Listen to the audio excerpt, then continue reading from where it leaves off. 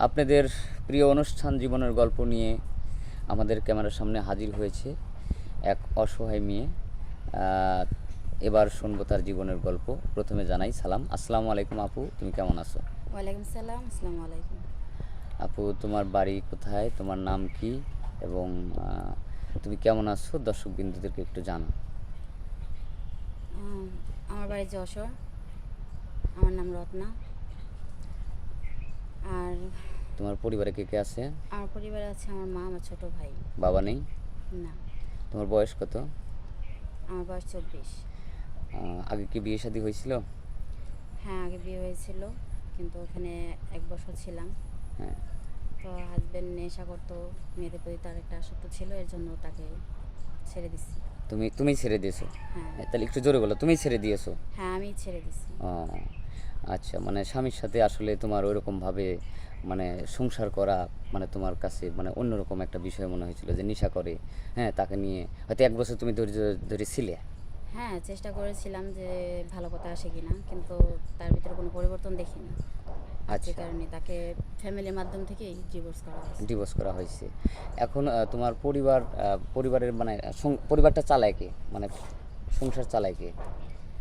সংসার আমার বাবা যে ইগুলা করে রেখে গেছিলো, যে ব্যবসা করে রেখে গেছিলো, সেগুলা দিয়ে আপাতত কিছু চলতেছে। টাকা জমানো আছে, ওই টাকা দিয়ে কিছু হয়তো হ্যাঁ, হ্যাঁ, চলতেছে আর কি তোমার হ্যাঁ। মা। আর তুমি কিছু করো বা তোমার মা কিছু করে এরকম? না, আমি এখনো কিছু করি না, তবে করব সেই চেষ্টা করতেছি। চেষ্টা করার জন্য আসছে। তাহলে আমাদের ক্যামেরার সামনে মানে আসার মূল উদ্দেশ্য কি? বিয়ে শাদী বা চাকরি বাকরি তেমন কিছু না, সাহায্য সহযোগিতা? এখন দেখেন, ডিভোর্সি মেয়ের কিন্তু অনেকটাই সমস্যা হয়।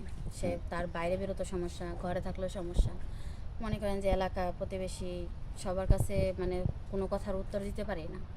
আচ্ছা। তো এখন আমি একটা মেয়ে মানুষ, আমার তো রাস্তাঘাটে চলতে হয়। চলতে হয়, হ্যাঁ, কিন্তু আমার অবশ্যই। পাশে তো ছায়া দেওয়ার মতন কেউ নেই। কেউ নাই। যদি বাপ বা বড় ভাই থাকতো, তারা আমার পাশে থাকতো। হ্যাঁ। এখন আমি চাচ্ছি যে মনের মতো যদি একজন মানুষ পাই, হুম। যে আমাকে ছায়া হয়ে আমার পাশে থাকবে, হুম। যদি এরকম কেউ হয়, সেজন্যই আমার এখানে আসা। আচ্ছা। তাহলে তাকে বিয়ে করব। এখন মনের মতো পেতে হলে মানে কেমন বয়সের, হয়তো ইয়ং, স্মার্ট, সৌন্দর্য? এখন বয়স যেমনই হোক, বয়স দেখে কিন্তু কারোর যোগ্যতা যাচাই করা যায় না।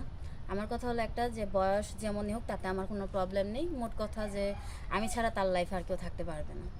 মানে বুঝতে পারছি, তুমি ছাড়া ওর লাইফে কেউ থাকতে পারে যাতে তোমাকে কেয়ার করে, ভালোবাসে, ঠিক হ্যাঁ, আছে, তুমি তোমার ছোটোখাটো আশা স্বপ্ন সব কিছু হ্যাঁ। পূরণ করার আমার চেষ্টা করে।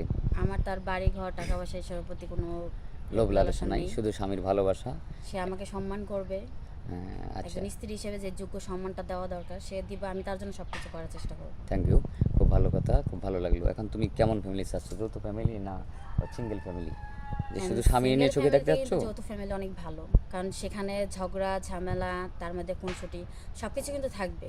কিন্তু একা একিত্ব জীবনটা কিন্তু বড়ই কষ্টের। বড়ই কষ্টে যে স্বামী স্বামী থাকবে, তার বাবা মা থাকবে না, তার বাবা মাকে আমার নিজের বাবা মাকে মতো দেখবো, হ্যাঁ, একটা অবশ্যই। মানে সুন্দর একটা পরিবেশ, সুন্দর একটা জীবন তুমি চাচ্ছ আর কি। হ্যাঁ, তো ঠিক আছে, সমস্যা নাই। এখন হচ্ছে তোমার ভিডিওটা পাবলিক করা হচ্ছে, দেশ বিদেশে আমাদের অনেক দর্শকবিন্দু আছে যেটা আমাদের এই চ্যানেলটাকে অনেকেই দেখে।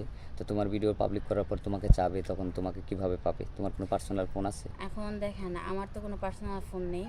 কারণ যদি আমার ফোন আমি, হ্যাঁ, আগে চালাইতাম, যদি বলে যে না, এখনকার যুগে কেউ মেয়ে ফোন না চালায় নাকি, হ্যাঁ আমি চালাইছি। কিন্তু যেদিন থেকে আমার হাজব্যান্ডের সাথে আমার অশান্তি হয়েছে, তো আমি চাইছি যে আমি আর কোনো ফোন ইউজ করব না। যদি কেউ আমাকে ভালোবাসে, কেউ যদি আমাকে বিয়ে করে, তারপর থেকে আমি ফোন ইউজ করব। আচ্ছা, ফোন ফোন ইউজ করবে, মনে করো ভালোবাসলো, তাহলে তুমি ফোন ইউজ করতে পারবে, তো একটা ফোন কেন সেরকম একটা মানুষ।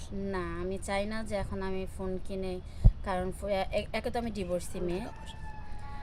একে তো আমি ডিভোর্সি, ঠিক আছে, তার মধ্যে আবার যদি আমি ফোন ইউজ করি, তাহলে গ্রামের মানুষকে আমি আর মুখ দেখাতে পারবো না। তারা, আমি কিছু না করলেও কিন্তু তারা বলবে যে আমি নানান ছেলেদের সাথে কথা বলি, এর জন্য আমার স্বামী চলে গেছে। সুপ্রিয় দর্শক, শুনলেন এই মেয়েটির মুখ থেকে বা তার জীবনের গল্প। আর স্কিপ বাড়াবো না, কেউ অযথা ভিডিও কল দিবেন না। এই মেয়েটার কোনো পার্সোনাল ফোন নাম্বার নেই, যদি কেউ ফোন কল করেন আমাদের স্ক্রিনে আমাদের নম্বর দেওয়া থাকবে।